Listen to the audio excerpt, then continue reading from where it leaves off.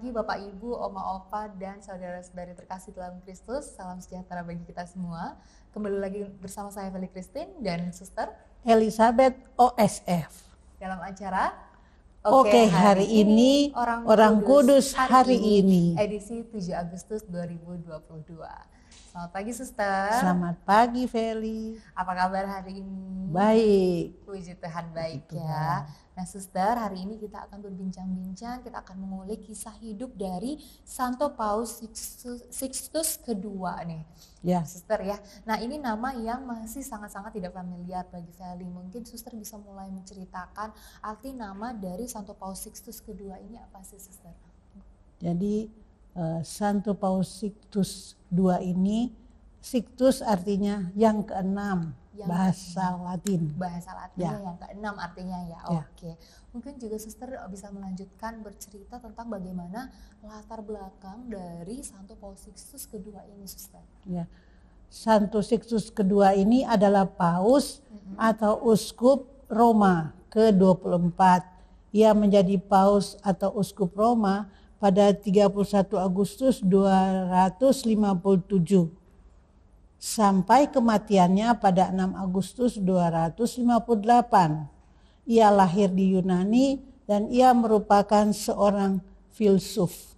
Wah, berarti ia hanya menjadi uskup itu 1 tahun saja ya? Iya, hanya 1 tahun. Sayang sekali ya Suster. Nah, ketika ia sudah menjadi paus nih Suster, boleh diceritakan sedikit nggak sih tentang mungkin perjuangannya seorang Santo Paus Sixtus atau mungkin bagaimana penderitaannya hidup sebagai paus? Paus Sixtus kedua ini hidup pada masa penganiayaan pada Kaisar Romawi yang bernama Valerian. Yang menganiaya orang-orang Kristen, berusaha untuk memusnahkan kepercayaan kepada Yesus dan agama yang mereka benci sekaligus mereka takuti. Meskipun mereka tidak menyadarinya, namun sesungguhnya setiap kali mereka membunuh orang Kristen, mereka justru semakin memperkuat iman orang-orang Kristen. Nah, dari penganiayaan bangsa Romawi yang banyak menumpahkan darah itu, muncullah martir-martir Kristen.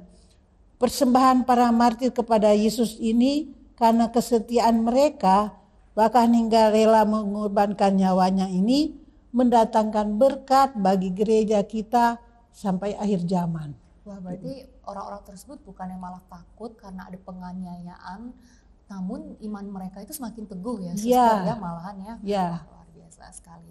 Selanjutnya gimana nih Suster? Nah, penganiayaan di masa Kaisar Valerian ini mengakibatkan kemartiran banyak orang.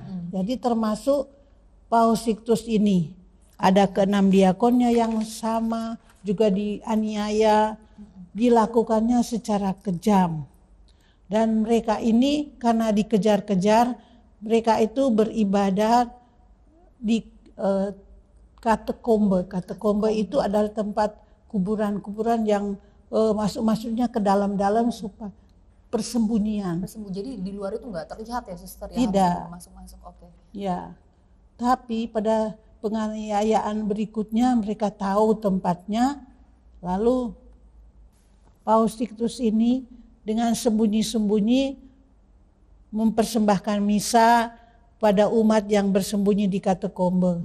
Nah, sementara misa ini datanglah prajurit Romawi menerjang masuk ke ruangan katakombe dan langsung membunuh Paus Sixtus kedua bersama 2 diakonnya yang bernama Felicissimus dan Agapitus. Juga beberapa hari kemudian Santo Laurentius. Berarti memang kisah kematian dari Paus Sixtus kedua ini sangatlah tragis ya Suster ya. Sangat kejam juga. Sangat kejam betul sekali ketika ia pada saat itu masih misa ya, sedang misa, prajurit datang dan langsung membunuh semuanya yang ada di situ. Wah, luar biasa sekali, kisah yang menyentuh hati banget ya Suster ya. Nah, Feli mau nanya nih Suster, sebagai orang Katolik apa sih yang kita bisa petik dari kisah Paus Sixtus kedua ini? Paus Sixtus kedua ini adalah seorang yang berani dan tabah hati. Dia gigih membela iman Kristus. Maka seabad sesudah dia dibunuh, Paus Santo Damaskus menuliskan sebuah prasasti yang indah di makam Santo Sixtus yang terletak dalam katakombe Santo Calixtus di Roma. Kalau pernah ke sana nanti lihat itu seperti apa prasastinya yang sangat bagus itu. Bukan hanya itu, dia juga sangat dihormati oleh umat Kristen perdana dan namanya termasuk dalam daftar orang kudus yang dicantumkan pada doa syukur agung pertama. Wah, luar biasa. Berarti nama dari Paus Sixtus kedua ini ada di doa syukur agung pertama ya. Ya, jadi kalau ada pesta besar atau hari-hari besar tuh didoakan doa syukur agung pertama ada Paus Sixtus kedua. Mungkin kita di sini nggak pada nyadar kita ya. Cek ya. Tidak ngecek.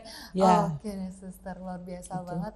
Hal-hal yang tentunya bisa kita ambil dan pemirsa di rumah juga bisa ambil, bahwa sekiranya kita menjadi pribadi yang tangguh, berani dan kuat ya Suster, apalagi dalam kaitannya akan iman kita untuk Yesus Kristus. Nah, terima kasih banyak Suster sudah berkenan hadir di acara hari ini pada tanggal 7 Agustus 2022. Dan mungkin sebelum Feli tutup acaranya, kiranya Suster berkenan untuk menutup dengan doa ya Suster. Dalam nama Bapa dan Putra dan Roh Kudus. Amin. Ya Tuhan, kami bersyukur Engkau menganugerahi kami Santo Paus Sixtus kedua, seorang pemberani dan tabah hati, gigih membela iman Kristus sampai ia terbunuh.